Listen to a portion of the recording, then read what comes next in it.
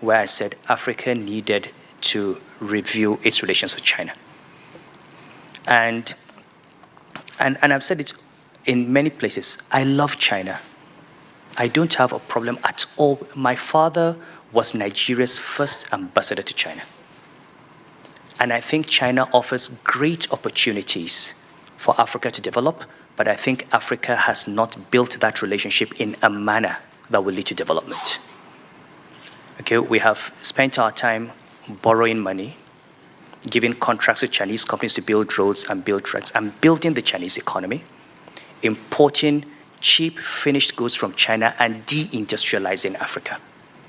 We can have a win-win situation where we produce the goods in Africa and sell in Africa, use our own raw materials, use our own labor, and then they can repatriate their capital.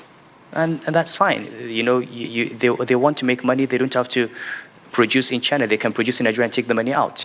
We need to get South Africa, Nigeria, Egypt, DRC working. All the fast-growing countries in Africa, all the countries that are doing well combined, do not account for more than 20% of African GDP.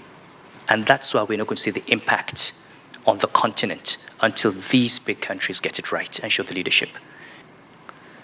But then, 40 years ago, when Deng started opening up in China, China had 700 million people living in extreme poverty. Today, China has only 30 million in poverty.